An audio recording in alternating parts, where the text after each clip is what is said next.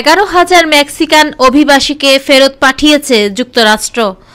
20 জানুয়ারি যুক্তরাষ্ট্রের president Donald Trump শপথ গ্রহণের পর থেকে 6 ফেব্রুয়ারি পর্যন্ত মোট 17 দিনে প্রায় 11,000 নথিবিহীন মেক্সিকান অভিবাসীকে ফেরত পাঠিয়েছে যুক্তরাষ্ট্র। এই অভিবাসীদের মধ্যে প্রায় 2,500 জন অন্যান্য দেশের নাগরিকরাও রয়েছে। এই নাগরিকদের সবাই মধ্য ও দক্ষিণ আমেরিকা থেকে আসা।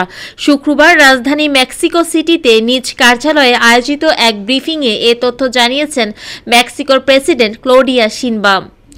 সংবাদ সম্মেলনে প্রেসিডেন্ট আরও বলেন, মেক্সিকোর সরকারও দেশটির কারাগারে আটক নথিবিহীন অভিবাসীদের মুক্তি প্রদান এবং তাদেরকে নিজ নিজ দেশে ফেরত পাঠানোর সিদ্ধান্ত নিয়েছে।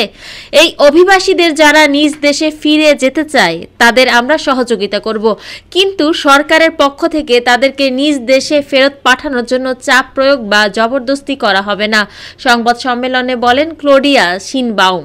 2024 সালের নভেম্বরে প্রেসিডেন্ট নির্বাচনের সময় রিপাবলিকান দলের প্রার্থী ও সাবেক মার্কিন প্রেসিডেন্ট ডোনাল্ড ট্রাম্প ঘোষণা করেছিলেন ক্ষমতায় গেলে যুক্তরাষ্ট্রকে অবৈধ অভিবাসী মুক্ত করবেন।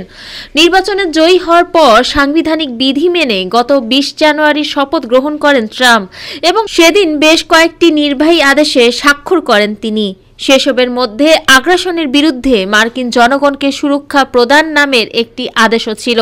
সরকারি পরিসংখ্যান অনুযায়ী যুক্তরাষ্ট্রে বর্তমানে বসবাস করছেন 17 লাখেরও বেশি নথিবিহীন অভিবাসী। তাদের মধ্যে অন্তত 10 লাখকে ফেরত পাঠানোর লক্ষ্য নিয়েছে ওয়াশিংটন।